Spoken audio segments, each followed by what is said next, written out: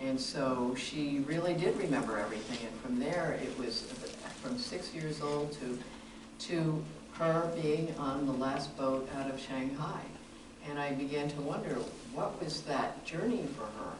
And so, so at some point, as a former journalist, I began to take out my tape recorder and ask her question after question for a period of more than 12 years. I was every time I saw my mother, or I'd call her on the phone at every hour you can imagine, say, "But Mom, what happened then?" And she remembered and was willing to share that. Now, a couple things about this.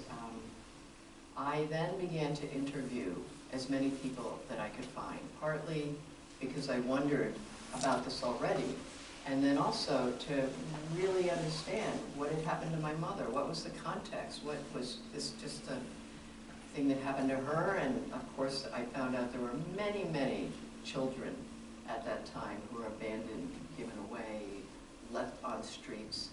And it was a time of it was wartime, poverty. People were deciding if they didn't have enough food, who would eat and who wouldn't. And those were terrible choices and decisions people had to make on a daily basis. The people who lived in Shanghai, the children growing up, my mother ended up in Shanghai. I know there are a number of you here who have family or yourselves grew up in Shanghai. Every one of the more than 100 people I interviewed, several I interviewed many times, would just talk about being a child going to school and knowing and being told from the time that they were little, if you see a dead body on the street, turn away or walk to the other side. And those were the people who didn't make it through that night. There were also the multitudes of the living dead, the people who were near death, and it would be a question of whether they would live to the next day, and who, because of war and famine and all of the resources going to the military of Japan mostly, because that was being seized during this wartime period. And so as I began to talk to people, it was very clear to me I was talking to a generation of people who had suffered extreme trauma. And today we have a diagnostic term for it, right? PTSD. But you know, whether it was in China, whether it was in Europe, anywhere there was war, we're talking about an entire generation, really. And for many, whether they were in China or not, or Jewish survivors of the Holocaust, these were not stories that they wanted to just share easily with people. They were terrible memories for most people. And the idea that it might take a generation or two before they felt safe enough, that they felt healed enough or strong enough that they could actually tell these stories, that was part of it. I began to understand that more as I interviewed more people. I talked to so many folks. I would say the average age when I started interviewing for this book was about late 70s, early 80s. It's a 12-year process that I went through, so by the time this book came out, many of them are no longer with us. And I would interview them, and I would say, as they told me the most incredibly heart-wrenching, remarkable stories of survival and strength and resilience, I'd stop and I'd say, do your kids know this story? And their kids would be grown adults, my age or older, and often the reply was, I don't think they're interested. No, I haven't told them. And there were some times when I actually would be interviewing and I met them through their adult child, and who would be sitting in another room. And by the end of the interview, after we had talked, you know, their child, their grown-up child would say to me, I never heard any of those stories. And that was an experience I had over and over again. And I truly felt that for my mother, it was with every telling of this secret she had locked up for so many years, that every story she told, every time she told it, at a certain point the grandchildren were interviewing her for their school papers and things like that, that she became more able to heal from the things that had been so painful to her as a child. And so that was both the genesis and the inspiration and the momentum for me to keep going. The other writers in this room, you know, at a certain point of, you know, whether it's a year or 2 or 3 or 4 or 12, you start thinking, wow, am I the only person who's going to care about this? You know, or for me, I would have many friends who I would see occasionally over the years, and hadn't seen them in a couple of years, and they would say, what are you working on? And I'd say, oh, the same thing I told you 2 years ago. And they say, and what was that? And so, yeah, you know, of course, there's no reason for them to remember, and I tell them, and so it's a great thing to now be able to say, this was what it was. And so I wanted to convey in this book a number of things, even though we're talking about 70 years after the founding of the People's Republic of China. We are now in the 70th anniversary of that this year. And this was an exodus that kind of reached a peak in 1949, but it actually began earlier than that, because the writing was on the wall well before then, that the losing side was definitely going downhill. And so the people who had the,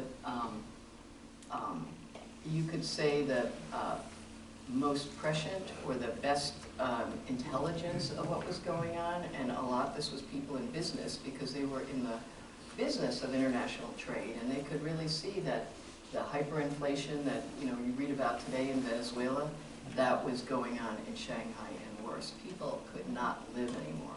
People were going to the market with wheelbarrows full of paper money that was almost not worth the paper it was printed on, and coming back with, you know, a handful of a little bit of food.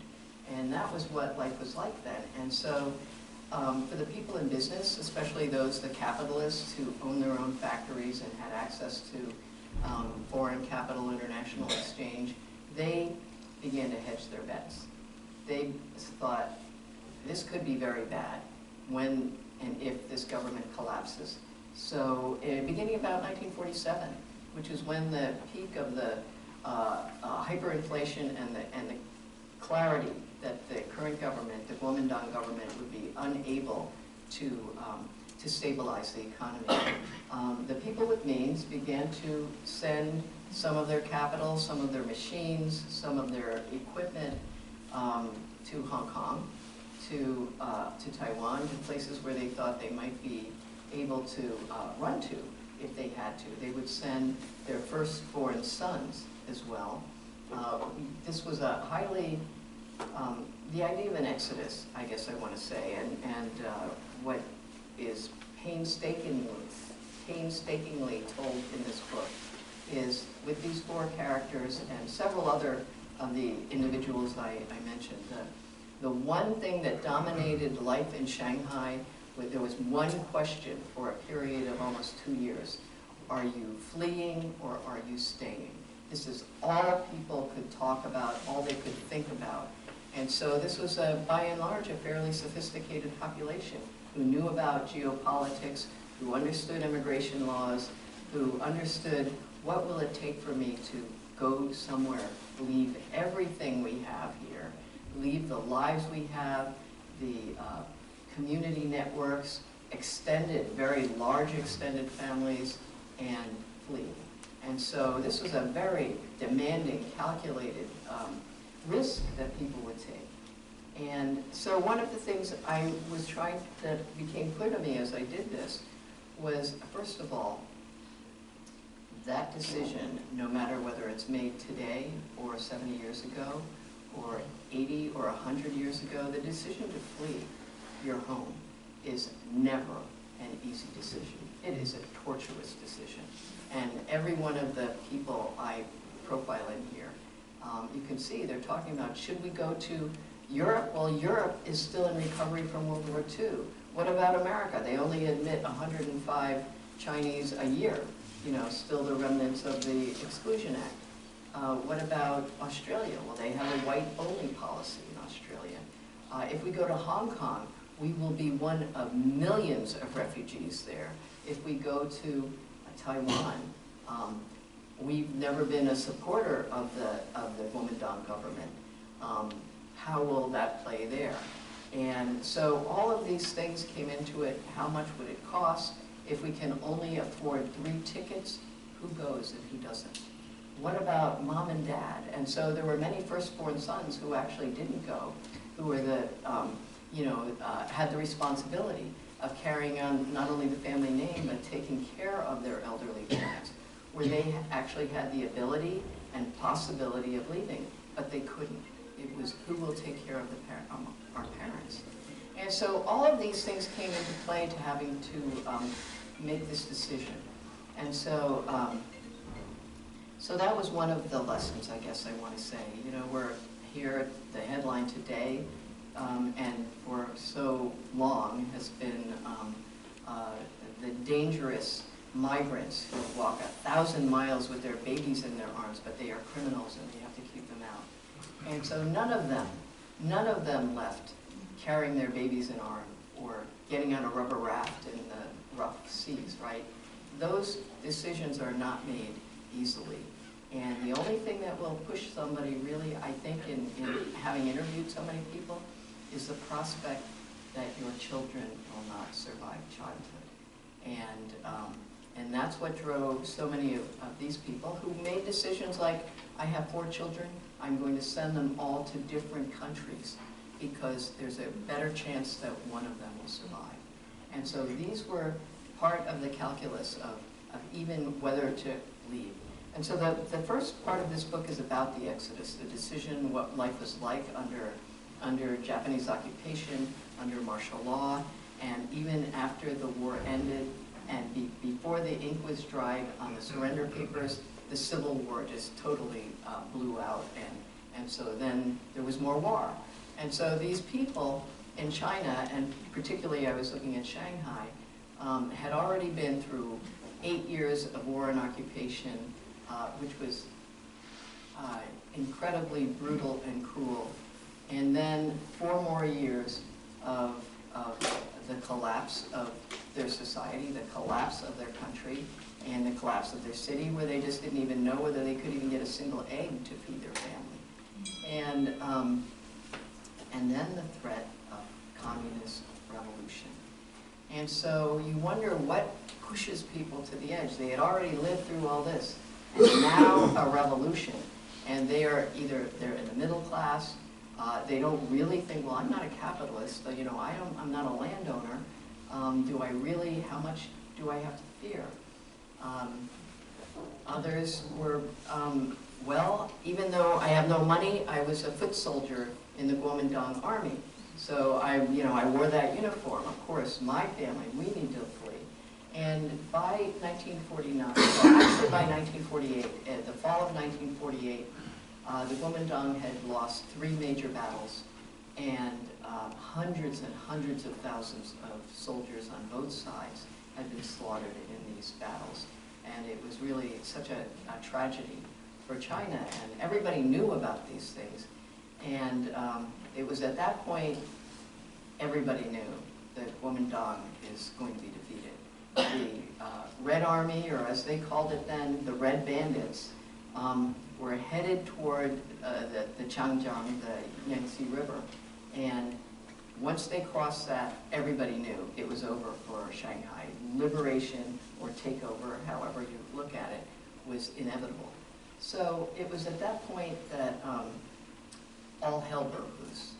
Everybody who had anything to worry about or fear started running for the exits. And if you can imagine Washington, D.C., or in particular New York City, where suddenly everybody is saying, we gotta go, we gotta go, we gotta get out of here.